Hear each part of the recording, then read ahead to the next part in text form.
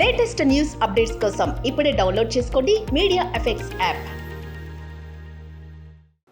Welcome to media effects. Nagarjuna Sagar నుంచి తాగునీటి అవసరాల కోసం తెలంగాణ 8.5 టీఎంసీలు, ఆంధ్రప్రదేశ్ 5.5 టీఎంసీలు తీసుకునేందుకు కృష్ణా బోర్డు త్రిసభ్య కమిటీ అంగీకరించింది.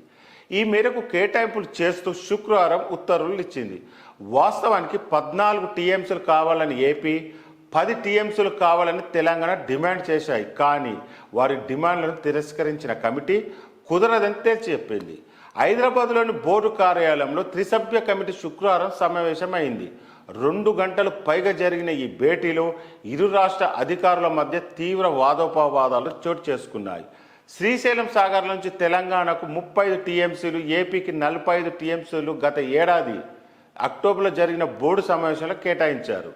ఈ నేపథ్యంలో ఈ కోట నీటి వినియోగంపై పరస్పరం ఆరోపణలు గుప్పించుకున్నాయి. తాగునీటి అవసరాల నేపథ్యంలో నీటిని పొదుపుగా వాడుకోవాలని ఇరు రాష్ట్రాలకు బోర్డు సూచించింది. సాగర్ నుంచి గరిష్టంగా నీటిని తోడుకునే స్థాయి 510 అడుగులు కాగా 500 అడుగుల నుంచే నీటిని తీసుకోవాలని నిర్ణయించింది. ప్రస్తుతం సాగర్లో 510.53 అడుగుల వద్ద 132.86 టీఎంసీలు ఉన్నాయి. 500 అడుగుల పైన 17.55 టీఎంసీలు అందుబాటులో ఉంటాయి. మే నెల వరకు తెలుగు రాష్ట్ర అవసరాలకు 14 టీఎంసీలను వినియోగించుకోవాలి.